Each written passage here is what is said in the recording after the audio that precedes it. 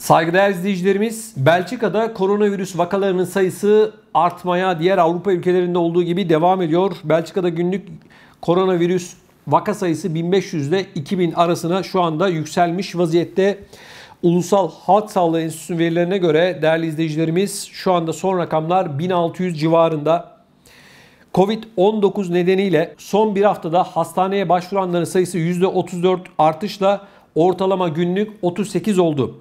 PCR testlerinde pozitiflik oranı %3.2'ye yükselirken ortalama ölü sayısı ise 2'den 3'e çıktı. Şimdiye kadar ülkede virüs kaynaklı ölümlerin sayısı böylece 25 bini çoktan geçti, 25.050'ye ulaştı. Ülkede Avrupa Birliği genelinde olduğu gibi Delta varyantının dominant olduğu ifade ediliyor. 11.4 milyon nüfuslu Belçika'da Ekim 2020 ortasında başlayan ikinci dalgada vaka sayıları 15 bini aşmıştı. Son olarak Eylül 2020'nin ikinci haftasında 1500'ün altında olduğu kaydedilen vaka sayısı 28 Mayıs 3 Haziran haftasında günlük 1474'e düşmüştü. Bu dönemde hükümetin Ekim 2020'den beri uyguladığı salgın tedbirleri kademeli olarak gevşetilmişti. Ülkede aşılamanın başladığı Şubat'ta benzer vaka sayılarında her gün yaklaşık 30 kişi Covid-19'dan hayatını kaybediyordu. Halihazırda ülkedeki tam aşılı yetişkinlerin oranı %70'i geçmiş durumda. Evet, Avrupa Birliği'ne göre %70 iyi bir rakam. Bakalım önümüzdeki günlerde Belçika'da durum hangi hale gelecek? Ancak şunu söylememde fayda var değerli izleyicilerimiz. Özellikle tatile giden vatandaşlarımızın çok dikkatli olmasında fayda var. Dönüşte maalesef vaka artışı bekleniyor.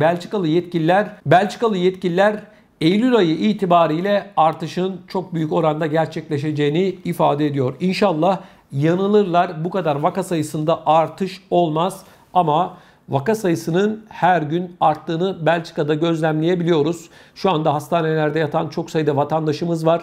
Koronavirüse yakalananların sayısı artıyor. Aman siz olun, dikkatli olun, kendinize lütfen eskisi kadar büyük bir rahatlık vermeyin. Saygıdeğer izleyicilerimiz, Belçika'da bir son dakika gelişmesi var. 3 telefon markasını kullananların çok dikkatli olması gerektiği ifade edildi. Çünkü Çin menşeili olan bu telefonların ajanlık yapabileceğini, bu telefonları kullananların bilgilerinin Çin'e aktarıldığı yönünde bilgiler var. Açıklamalar, resmi kurumlardan gelen açıklamalar söz konusu. Peki bu telefon markaları hangileri? Hemen buna göz atıyoruz. Haberin detaylarını sizlerle paylaşıyorum. Belçika'nın istihbarat servisi Çin menşeili ve ülkede popüler 3 akıllı telefon markasının casusluk faaliyetlerine karışma riskinin yüksek olduğunu ifade etti. Belçika medyasında yer alan haberlere göre devlet güvenliği sözcüsü Xiaomi, Oppo ve OnePlus'la ilgili somut bir vaka tespit edilmiş olmasa da potansiyel casusluk tehdidi olabileceğini ifade etti. Tekrar ediyorum bu markaları: Xiaomi, Oppo ve OnePlus. Evet, bu 3 marka telefonlar casusluk yapabilir diyorlar. Bunun üzerinde Belçika istihbaratının çalıştığı ifade ediliyor. Bununla ilgili olarak devlet güvenliği sözcüsü bu 3 markayı tercih eden kullanıcılara temkinli olmaları yönünde uyarılarda bulundu. Söz konusu haberde ayrıca Adalet Bakanı'nın bir milletvekilinin soru önergesine verdiği yanıtta bu şirketler ile Çin devleti arasındaki sistematik ve derin bir etkileşim olduğu açık bir şekilde ortadadır denildi. Evet, Adalet Bakanı bu şirketler yani Xiaomi, Oppo ve OnePlus'la ilgili Çin devleti arasında çok sistematik ve derin etkileşim var diyor. Belçika basını ayrıca daha önce Amerika Birleşik Devletleri ve Hollanda'nın da benzer uyarılarda bu markalarla ilgili bulunduğunu ifade etti. Oppo'nun sözcüsü, Belçika sözcüsü yapmış olduğu açıklamada faaliyet gösterdikleri 40'tan fazla ülkede tüm yerel kanunlar ve düzenlemeler ile uyum içerisinde çalıştıklarını beyan etti. Ancak diğer iki firmadan henüz bir açıklama, yalanlama gelmedi. Evet değerli izleyicilerimiz, aslında olay şu, bakın. Akıllı telefonlar aynı zamanda bizlerin birer muhbiri, ispiyoncusu. Ben sadece bu Oppo, Xiaomi, OnePlus için değil, iPhone için de aynı şeyleri söylüyorum. iPhone kullananlar ya da diğer telefonları kullananlar, bilgileriniz aktarılmıyor mu? Onu da geçtik. Bilgisayarlarımızdaki tüm veriler aktarılmıyor mu? Windows tarafından alınmıyor mu? Microsoft tarafından alınmıyor mu? Hepsi alınıyor. Yani hangi telefonu kullanırsak kullanalım, bilgiler birilerinin eline geçiyor. Şimdi diyoruz ki bu telefonlar bizim muhbirimiz. Bu konuyla ilgili ne düşünüyorsunuz merak ediyorum. Lütfen videonun altına yazın. Şimdi fotoğraflar alınıyor mu, yedekleniyor mu? Yedekleniyor. Yazışmalar yedekleniyor mu? Yedekleniyor. Şu anda istihbarat örgütleri bu telefonlarda kullanmış olduğumuz programlar WhatsApp'tı, işte Facebook'tu, Messenger'dı, Instagram'dı. Bütün hepsi istihbarat örgütlerinin elinde zaten. Bu programları ve telefonları kim yaptıysa onlar bir şekilde bu telefonları ve uygulamaları kullananları alıyorlar, depoluyorlar. Yarın öbürsü gün kendilerine lazım olduğunda ise kullanıyorlar. Bakın bir örnek. Şimdi diyelim ki 2-3 arkadaşız biz burada. Bir şeyden bahsedelim.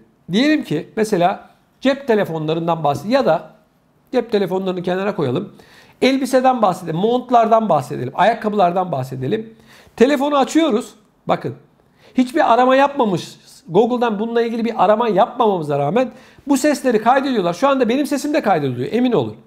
Şimdi ben telefonu açtığımda kısa bir süre sonra elbiseden, ayakkabıdan bahsettiğimiz için ayakkabıyla ilgili reklamlar çıkacak. Bu ne demek biliyor musunuz?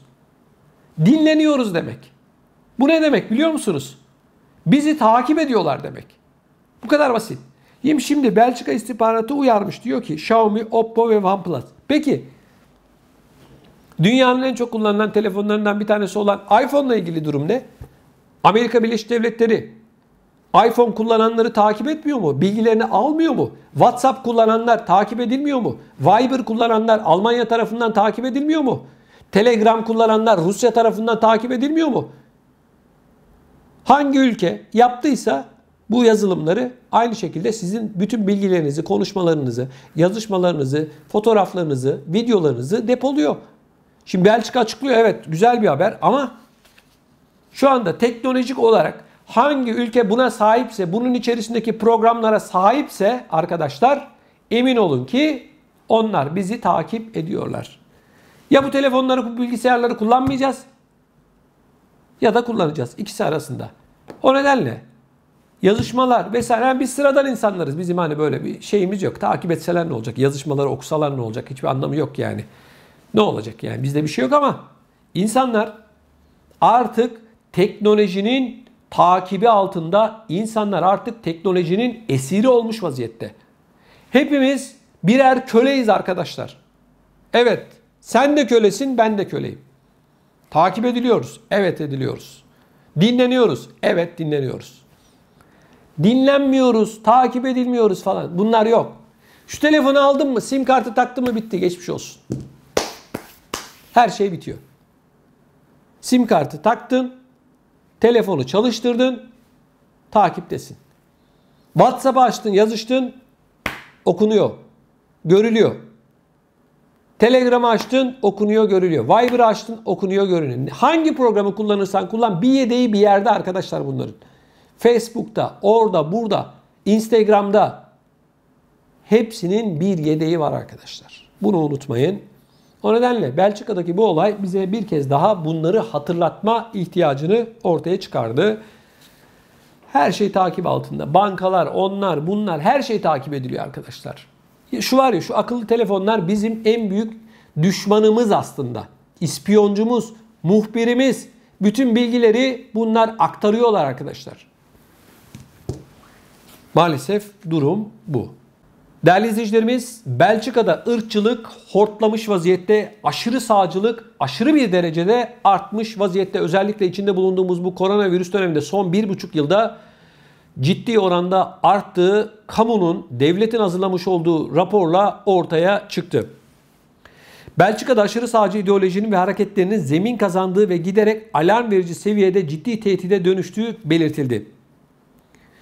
Belçika'da tehdit analizi yapan devlet kurumu OCAD'ın raporundaki bilgiler ülkede Flamanca yayın yapan De Morgen gazetesinde yayınlandı. Raporda ülkede aşırı sağ ideolojinin çok ciddi yükselişte olduğu, giderek zemin kazandığı ve özellikle internetin aşırıcı fikirlerin yayılmasında önemli rol oynadığı belirtildi.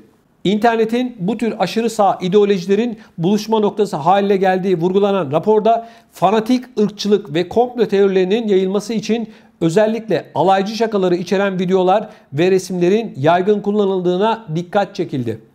Raporda aşırı sağcıların diğer tehlikeli ağlara göre internette daha görünür olduğu, bunun da gençlerin aşırı sağ propagandaya daha kolay maruz kalmasına yol açtığı vurgulandı. Belçika'daki aşırı sağcı tehdidin Jürgen Konings isimli askerin birliğindeki ağır silahları çalarak ortadan kaybolmasından sonra iyice görünür olduğu kaydedildi. Terör saldırısı düzenleyeceği tehdidiyle ortadan kaybolan aşırı sağcı asker bir ay süren aramaların ardından ölü bulunmuş. Bunun ardından bu askere destek veren sosyal medya paylaşımlarının da artış gösterdiği belirtildi. Terör örgütü DAEŞ'ın savunduğu ideolojilerin de Belçika'da hala yer bulduğu, ancak DAEŞ gibi örgütlerin kontrol ettiği terör hücrelerinin ve yabancı terör savaşçılarının artık ana endişe kaynağı olmadığı aktarılan raporda bunun yerine radikalleşen ve yalnız hareket eden kişilerin endişe yarattığı kaydedildi. Evet değerli izleyicilerimiz, Avrupa ülkelerinde maalesef ırkçılık, aşırı sağcılık hortlamış vaziyette. Raporda da ifade edildiği gibi internette maalesef bunlar kümeleniyorlar. Bu bölücü teröristler maalesef gençlerin beyinlerini yıkamaya devam ediyorlar. O nedenle çocukları olanlara buradan tavsiyem şu: aman aman çocuklarınıza dikkat edin. Bu ırkçılardan, bu aşırıcılardan çocuklarınızı mümkün olduğu kadar uzak tutun. Özellikle cep telefonlarını eğer mümkünse değerli izleyicilerim ara ara kontrol edin. Gençleri arasında, çocuklar arasında onlara oyunlarla, bazı programlarla bu eşkıyalar, teröristler ulaşabiliyor. Aman aman dikkat edin. Belçika'daki bu olay Avrupa'nın tamamı için geçerli. Özellikle Avrupa'da yaşayan vatandaşlarımızın, yurt dışında yaşayan vatandaşlarımızın çok dikkat etmesi gerekiyor. Çocuklara özellikle dikkat edelim derim. Görüyorsunuz, devlet açık olarak anlatıyor.